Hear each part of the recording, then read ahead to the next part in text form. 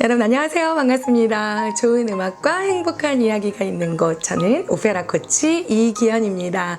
오늘은요, 여러분들께서 주변 분들에게 아주 좋은 채널을 만났다고 하면서 제 채널 많이 홍보하고 계시죠? 요즘에 내가 말이야, 이기현 오페라 연구소라는 그 유튜브 채널을 보면서 클래식 음악도 듣고 또 깐쪼네도 노래를 부르면서 이렇게 음악을 좀 즐기고 있는데 말이야 하면서 주변에 계신 분들에게 잘난 척 하실 수 있도록 아주 유명한 오페라 작곡가를 한 명 소개해 드리려고 합니다.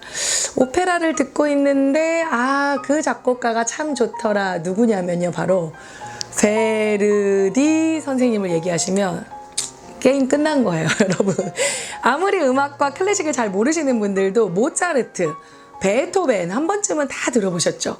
그런데 오페라 작곡가 유명한 사람이 누가 있을까 하면 베르디입니다. 이탈리아 출신의 작곡가이고요. 전 세계적으로는 오페라가 굉장히 많아요, 여러분. 이탈리아 작곡가가 작곡한 이태리어로 된 이탈리아, 독일 오페라, 프랑스 오페라 많이 있지만 이탈리아에서 처음으로 오페라가 만들어졌고 또 지금도 거의 50% 이상이 이탈리아어로 된 이탈리아 작곡가들이 쓴 작품이 너무 많기 때문에 그 중에서도 이태리 작곡가 중에서도 우리 베르디 선생님께서 쓰신 작품이 거의 정말 반 이상이라고 해도 과언이 아니에요. 베르디를 빼고 오페라를 얘기한다? 불가능할 정도예요, 정말로. 그래서 빨리 외우시기 바랍니다. 오늘 영상 그냥 이걸로 빨리 접으셔도 돼요. 그냥 베르디 기억하시고 끝나셔도 돼요. 다른 거 보셔도 돼요. 베르디 끝난 겁니다. 베르디는 이태리에서는 지금 물론 이제 베르디의 작품 유명한 작품 많죠, 여러분. 주옥 같은 리골레토, 뮤지컬로도 만들어진 아이다, 라 트라비아타, 일 트로바토레, 나부코 너무 많은 작품들이 있지만 그 모든 작품들이 지금 현재 세계 유명 극장에서 가장 많이 상영되는 오페라 작곡가 베르디의 작품이 1번이니까 여러분 생각해 보세요. 우리나라 출신의 작곡가의 작품이 지금 현재에도 세계 유명 극장에서 이렇게 작품이 상영이 되고 있다면 굉장히 자부심이 있겠죠. 그래서 이태리 사람들을 베르디를 비토리오 엠마누엘레 레디 이탈리아라고 부릅니다. 레는요, 킹이에요. 왕이라는 뜻이고요.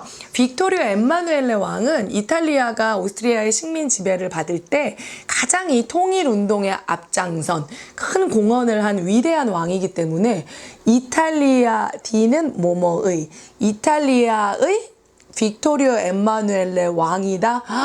그 정도로 칭송받는, 우리나라로 따지면 거의 이순신 장군, 세종대왕 정도 되는 거의 위인급이에요.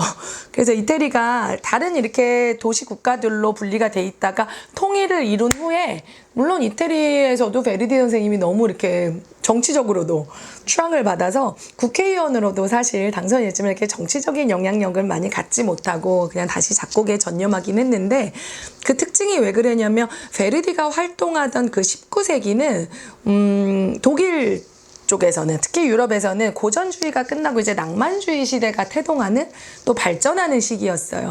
근데 베르디는 그 낭만주의에 편승하는 것이 아니고 거의 그냥 나는 이탈리아에 의한, 이태리를 위한 거의 민족주의자처럼 정말 나라를 생각하고 이탈리아의 정통에 그 다른 류를 따르지 않고 예술의 흐름을 따르지 않고 이태리 정통에 이거를 딱 고집해서 나는 갈 거야 하는 정말 민족주의자처럼 오페라를 딱 고집해서 가는 이런 좀 사상이 있었기 때문에 뭐 굳이 다른 클래식 음악과 비교를 하자면 브람스처럼 거의 신고전주의의 브람스처럼 그 낭만 시대이지만 정말 이탈리아의 오페라를 잘 굳건하게 지켜갔던, 사실은 이태리에서 오페라가 만들어지고 로시니, 벨리니, 또 도니제티라는 그 세 명의 벨칸토 시대를 거쳐가면서 명맥을 유지했던 게 베르디, 그 이후에 이제 베르디와 푸치니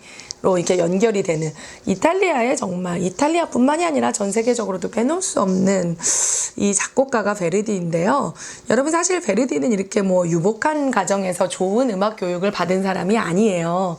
이렇게 뭐 식료품 겸 여인숙을 이렇게 운영하는 가난한 부모님 밑에서 지금도 사실은 레 론꼴레라는 너무 지방 도시여서 현재도 교통도 불편하고 사실 뭐 내놓을 게 없는 밀라노 로마처럼 큰 도시가 아닌 정말 농가의 그 아주 작은 가난한 시골 마을에서 태어나서 사실은 어릴 때부터 그 재능을 알아보고 베르디 아버지의 친구 후원을 받아서 밀라노 쪽으로 베르디 음악원으로 시험을 보러 갔는데, 그 당시에는 그냥 밀라노 음악원이었는데 여러분 나이가 많다는 이유로 사실 베르디가 밀라노 국립음악원에서 공부를 하지 못했습니다. 근데 좋은 선생님을 만나서 유명한 작곡가가 되고 또 지휘자로 오르가니스트로 활동을 했지만, 지금 참 재밌는 게 여러분 사실 이탈리아에서 성악으로 또 유명한 국립음악원을 뽑자면 북쪽의 밀라노 베르디 국립음악원, 그리고 제가 졸업한 로마의 산타 최칠리아 국립음악원이 굉장히 유명한 음악원인데, 나중에 베르디의 음악을 따서 사실은 베르디 음악원으로 이름이 붙여졌지 사실은 베르디가 입학을 하지 못했습니다. 웃기죠 여러분? 베르디 음악원에 베르디가 입학을 못했었다는 사실. 그리고 그 지역 부세토에서 열리는 베르디 콩쿨이에요. 이건 국제적인 콩쿨이라서 베르디 국제성악 콩쿨에 입상했다? 세계적이죠. 세계적인 음악원 이름도 베르디 국립음악원, 또 세계적인 콩쿨 이름도 베르디 콩쿨. 베르디를 빼놓을 수가 없습니다. 주세페 베르디를 여러분 기억해 주시면 좋겠어요. 근데 이 작곡가에게도 뭐 그렇게 탄탄대로만 있었던 것은 아니고요. 너무나 가슴 아픈 일이죠 여러분. 그 후원을 해줬던 그 바레치의 딸이었던 또 마르게리타와 결혼을 했는데, 거의 뭐 결혼 생활을 너무 오래 하지를 못했어요. 한 4년 정도 결혼 생활을 하고 아내가 일찍 세상을 떠났는데, 기가 막힌 일이 그 장녀, 장남 모두 너무 여러분 그 짧은 기간에 딸, 아들, 아내를 다 잃게 된 이 비운의 작곡가가 베르디입니다. 너무 젊은 나이에 그냥 아내도 또 자식 2명을 다 저 세상으로 먼저 보냈기 때문에 어땠을까요 여러분? 더 이상 나는 정말 작곡에 전념할 수 없겠다 싶어서 이제는 그냥 모든 걸 내려놓고 있는데,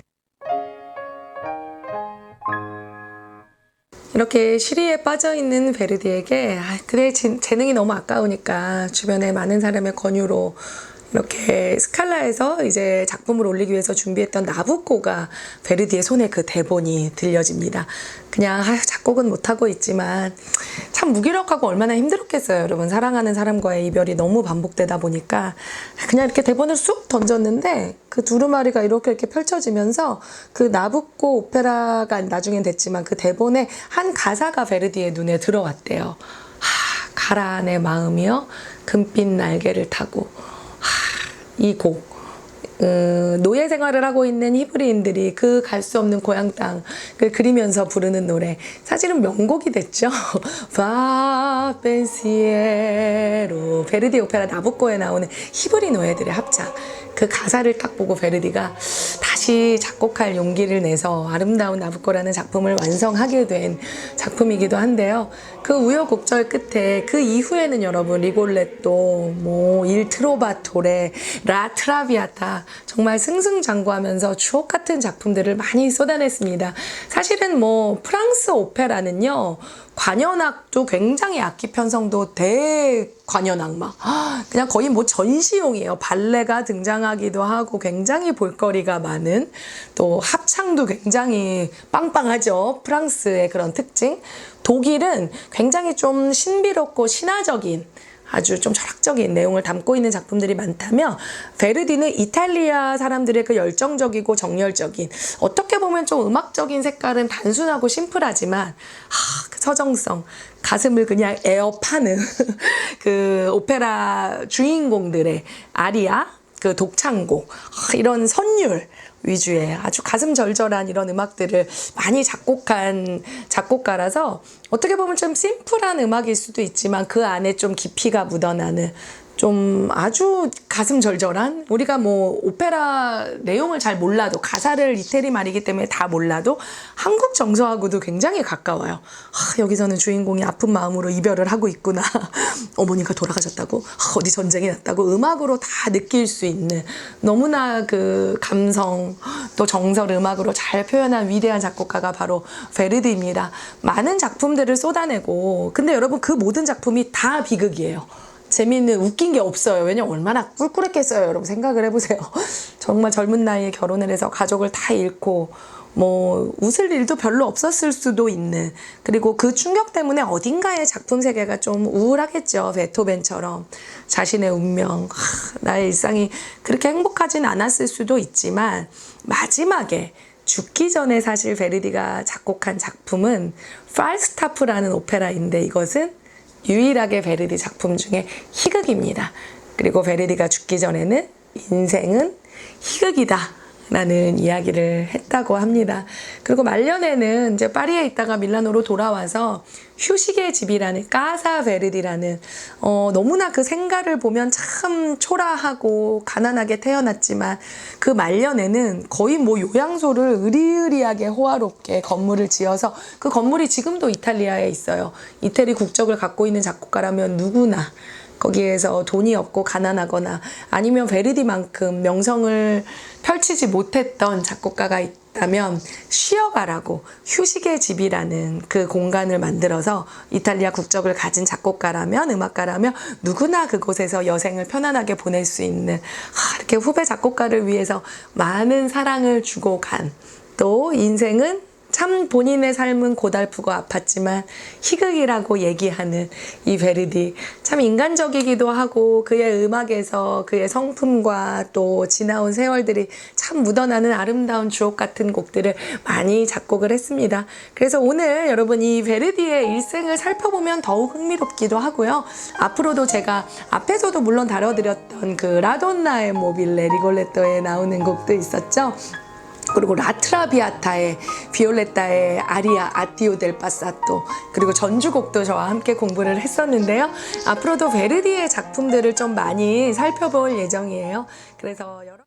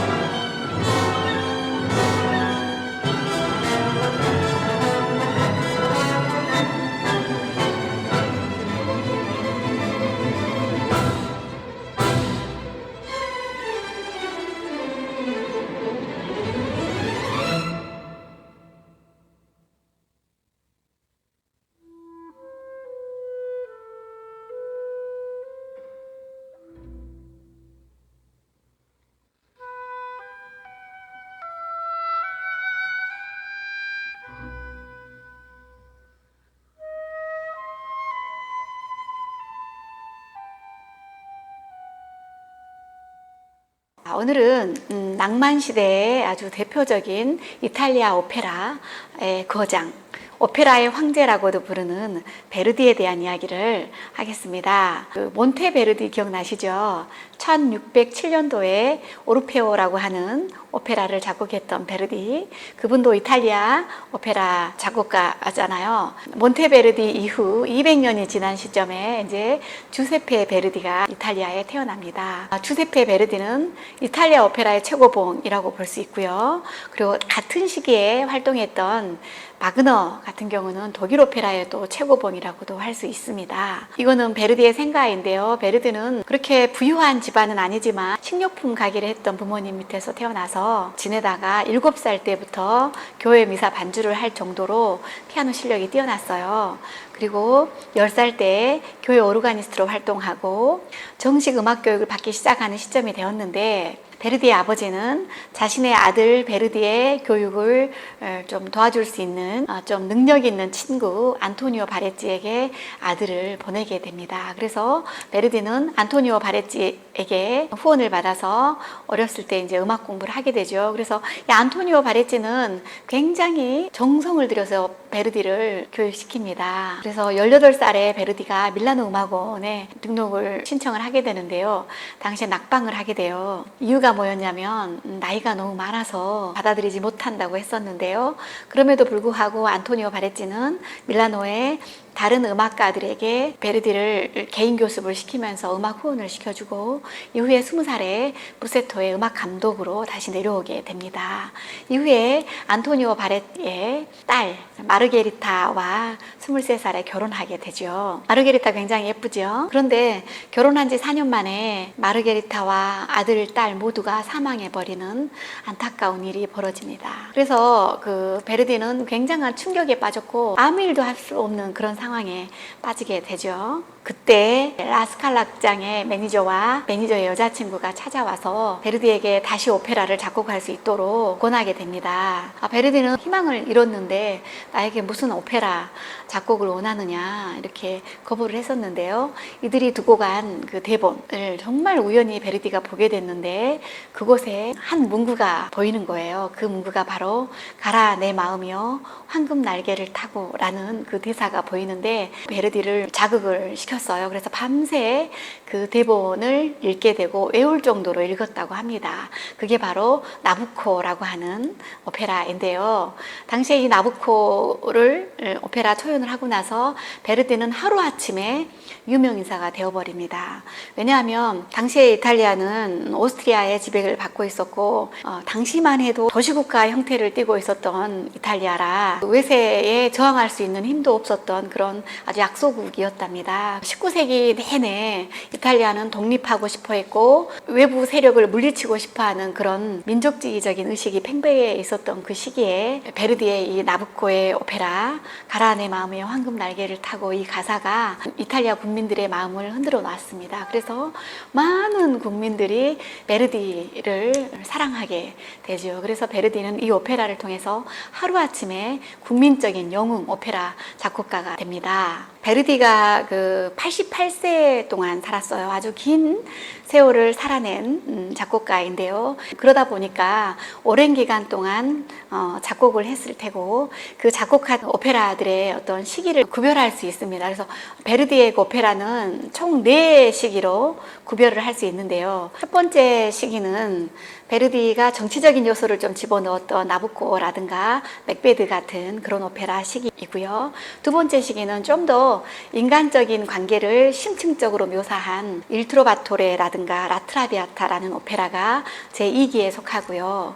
3기는 이제 프랑스 그랑 오페라의 영향을 받은 대하 오페라 스타일입니다. 여기에 나오는 오페라는 돈카를로스랑 아이다 같은 오페라죠. 4기는 낭만 시대의 많은 작곡가들이 영향을 받았던 그 문학 작품, 특히나 아주 대표적인 셰익스피어의 문학 작품에서 영향을 받은 오델로라든가 팔스타프 같은 이런 작품에 영향을 받아서 쓴 작품 작품들이 있습니다. 베르디의 오페라는 도니제티라든가 로시니라든가 벨리니 그 이탈리아 오페라를 끌고 왔던 그런 분들의 오페라 영향을 많이 받았고요. 거기에다가 좀 더 섬세하고 디테일한 인간의 심리를 묘사하는 그런 작품들로 구성이 되어 있습니다. 그래서 베르디의 오페라는 굉장히 인간적이고 따뜻한 면이 많이 있지요. 나부코의 아주 대표적인 곡 가라 내 마음이여 황금 날개를 타고, 이 곡 같은 경우는 당시에 앵콜을 3번이나 불렀을 만큼이나 굉장히 이탈리아 국민들한테 사랑받는 곡이고, 이때 당시 아비가일레의 역을 맡았던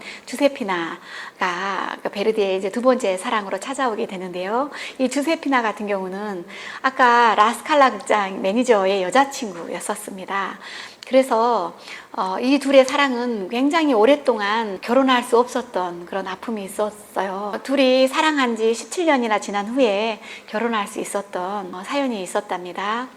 베르디가 40세에 작곡했던 라트라비아타라는 오페라 또한 베르디가 당시에 처해 있었던 자신의 상황, 이탈리아 국민들이 모두 반대하고 있는 또는 이룰 수 없는 사랑, 너무 반대가 거세서 주세피나랑 결혼할 수 없었던 상황과 좀 오버랩돼서 라트라비아타를 오페라로 만들게 되는데요. 이 오페라의 내용 또한 인간의 마음을 좀 심층 분석한 그런 오페라이고요. 삼총사하고 몬테크리스토 백작을 소설로 내놓은 알렉산드로 디마 1세의 아들 알렉산드로 디마 2세의 동백꽃 아가씨라는 소설을 원작으로 하고 있습니다. 알렉산드로 디마 2세는 20대 초반에 당시 사교계의 꽃이었던 마리 디플레시의 연인이었었는데요. 이 마리 디플레시가 23살 꽃다운 나이에 폐결핵으로 죽은 그 사연을 가지고 동백꽃 아가씨를 집필했다고 하는데요. 베르디 또한 본인이 사랑하는 주세피나와의 관계를 이탈리아 국민 모두가 반대하고, 주세피나는 사생활을 여러 낳게 되거든요. 테너 가수와 동거하면서 낳았던 사생아, 라스칼라 극장의 매니저와의 관계에서 또 낳은 사생아, 그런 사연이 있기 때문에 이탈리아의 많은 국민들이 베르디와 주세피나의 결혼을 반대했습니다. 그래서 그런 사회적인 이중윤리에 비판하는 그런 오페라를 만들게 되죠. 베르디는 1849년도에 주세피나와 고향으로 내려왔다가 1851년도에는 아버지랑은 법적으로까지 결별을 하게 됩니다. 주세피나와의 결혼을 너무나 반대를 하셨거든요. 그리고 1859년도에 주세피나와 법적으로 결혼하게 됩니다. 베르디는 항상 노년의 농장을 운영하면서 편안한 삶을 살고 싶어 했는데, 주세피나는 꾸준하게 베르디를 후원하고 협조하고 도와줘서 베르디가 끝까지 오페라를 작곡할 수 있게 협력해 주었던 그 훌륭한 배우자였답니다. 그리고 베르디는 1861년도에 국회의원이 됩니다. 베르디가 국회의원이 되고 난 후에 이탈리아 3대 극장인 밀라노, 로마, 나폴리 극장을 후원하게 되고, 그리고 이탈리아 오페라가 훨씬 더 성장할 수 있도록 베르디가 아주 큰 역할을 했던 인물이었죠. 베르디의 운명의 힘이라고 하는 오페라, 그리고 베르디의 아이다, 이런 오페라들이 굉장히 좋죠. 아이다 같은 경우는 베르디가 굉장히 그 신경을 많이 썼던 오페라 중에 하나예요. 직접 이렇게 진두지휘를 했던 그림이 나와 있네요. 베르디가 카사 베르디라고 하는 음악가들을 위한 휴식의 집을 만들게 되는데요. 베르디가 그런 말을 하죠. 내 오페라 중에 가장 훌륭한 오페라다라고 이렇게 얘기를 했어요. 그래서 이 카사 베르디의 주세피나와 베르디의 유해가 있고요. 이곳은 아직까지도 음악가들의 휴식의 집으로 운영되고 있다고 합니다. 베르디는 아주 오랫동안 살았기 때문에 굉장히 외로워했어요. 주위에 정말 많이 사랑했던 사람들 빨리 돌아가셔서 마지막은 외롭게 보냈는데요. 새벽이나 저녁이나 아베 마리아쯤에 아무런 노래도 없이, 음악도 없이 사제 2사람, 촛불 2, 십자가 하나면 충분하다라고 그런 말을 남기고 돌아가셨습니다. 이렇게 아주 간단하게 베르디에 대한 이야기를 나눴습니다. 베르디의 작품.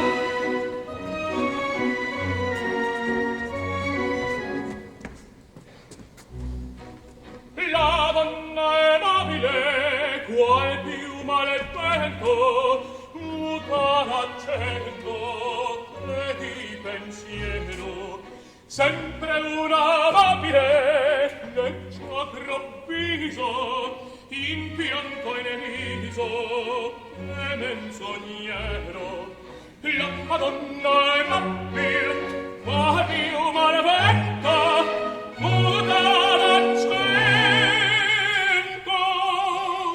e di pensiero,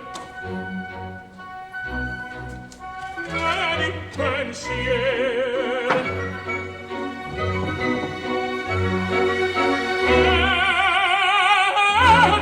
Pensier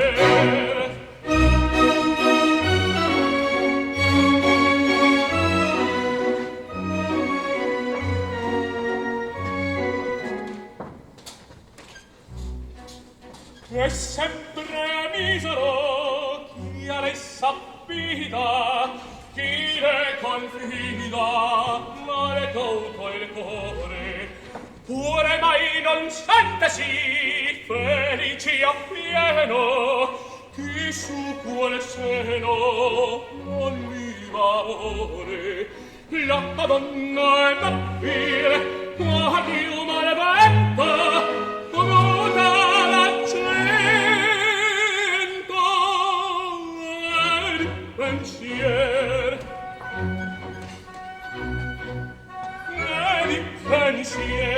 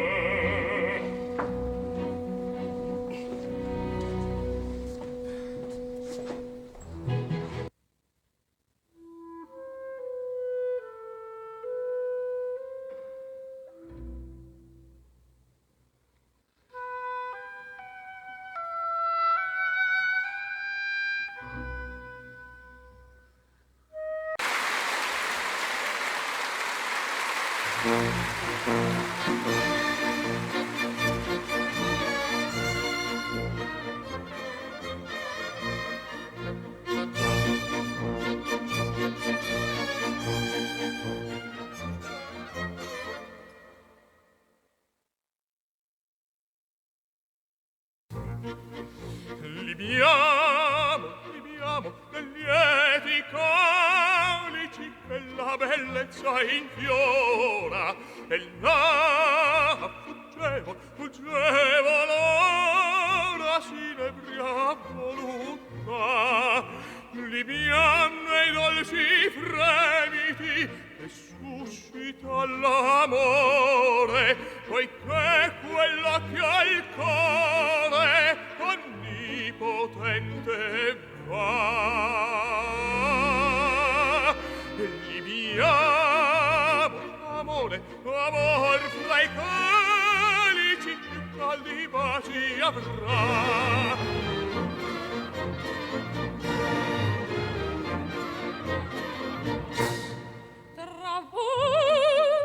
Tra voi sopra di me il tempo mio gioconda, tutto è follia, follia ne va, ciò che non piacere, godiam fugace e rapido il gaudio dell'amore, e un fior che nasce muore, e più si può godere.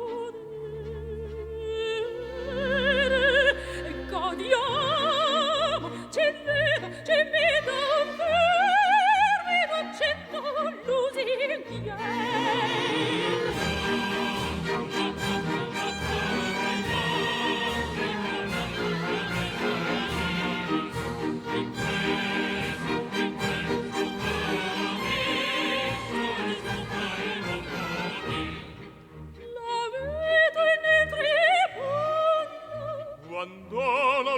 ami ancora, credete che l'ignore è il mio destin così. Godia,